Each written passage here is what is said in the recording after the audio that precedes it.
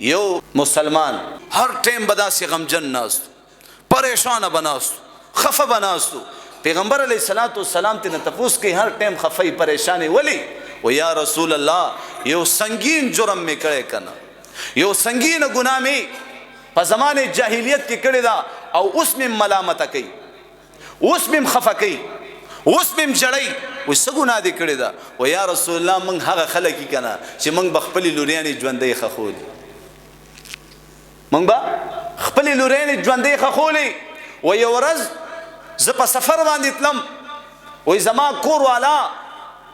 د اولاد بیمار وا او زما محترمو و زه چې واپس د سفر نه راغم چې می او قتل و زما د کور والا پغیږي کې یو وړه ماشومه ده جنۍ یو وړه ماشومه ده و ماته تاسو کو دا سوق دي و زنانه ته خو پته و چې دا ظالمانی خخی دا ظالمانی فورا وجري ها نور توي چې یاره دا خو د دې گاونډیانو ماشومه ده دا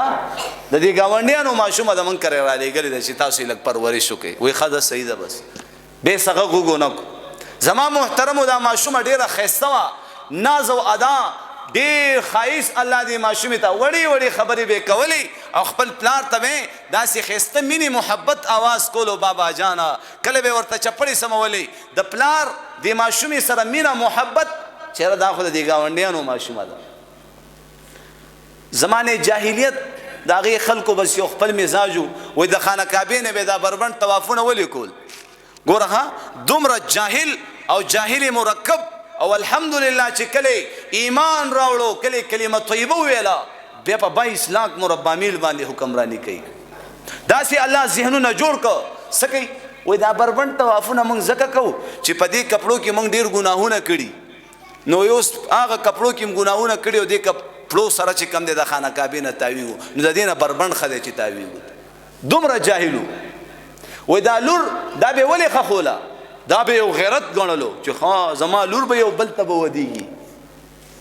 اوس پوه شئ زما لور به او بل ته ودیږي دا خبره نشو برداشت کول خو به هر حال وخت مختصر دی زما محترم دا ماشومه لویدلا غټیدلا او د پلار د خپل د لور سره مینا محبت خود ته پته نشته چې دا زما خپل لور ده خو شکل دی بی بی او قتل چې دا خو د خپل لور سره ډیره مینا کوي محبت کوي که اوس ورته چې دا ستاسو لور ده نو کې دې شي سونه وي بیا کې دې شي سونه وي زما محترمو خپل خاوند ته وي دا پیژنې وای نه کنه وای دا ستاسو خپل ذاتی لور ده او چې کله واوریدل بس خپل هغه ګمن هغه زما عزتمندو هغه درندگی هغه ظلم هغه تیارا هغه بیا راوچته شو دنه خو او ته وای دا ستاسو خپل لور ده د بس روزانه دغه تحریک او منسوبي جوړولې نن نو سبا زما محترم یو ورځ ناس را جوړ شو چې د خزي توي وای دا لور می خيسته پاکه کا سنگاره کا او داسې چکر له بوزما خو عربو خلک ډیر حساسو د خاوند د خبره نه اغه ته د وینې بی راغې چې دې خبره کې سنا سوې دال می کچ کالا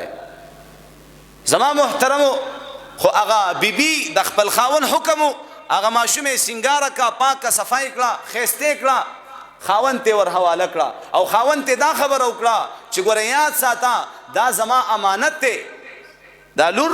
دا زما امانت ته او زما امانت ضایع نه کی بس هغه خاون دې چې کم دی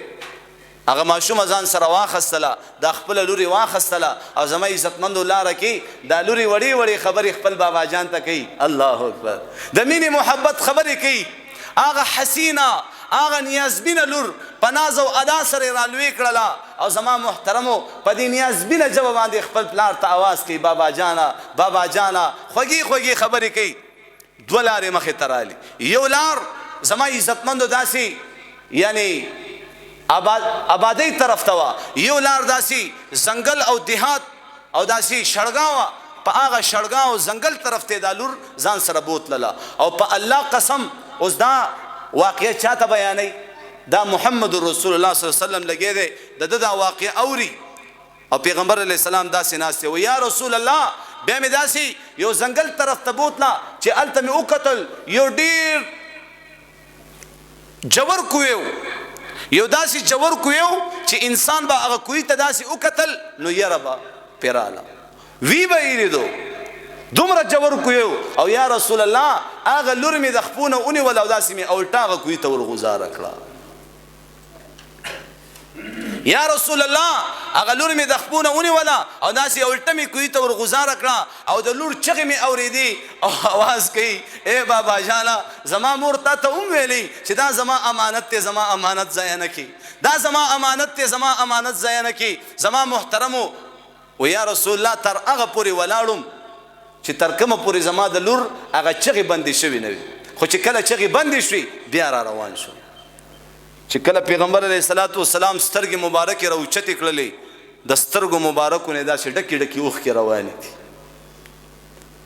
داسې ډکې ډکې اوښکې روانې دي هی هی هی هی زما محترمو نن موږ او تاسو کې دا نرمي راله دا د ایمان برکت دی دا چې نن موږ او تاسو زنانو له عزت ورکړو دا د ایمان او د اسلام او د کلمې طیبې برکت دی الله رسول ورته فرمایي که چېرته ما ته الله د سزا حکم را کړی وی ما ته الله د سزا اختیار را کړی وی ما تعالی په دنیا کې عبرتناکه سزا درکوله زما محترمو نن الحمدلله هغه فضا ختمه شو که ختمه نه شو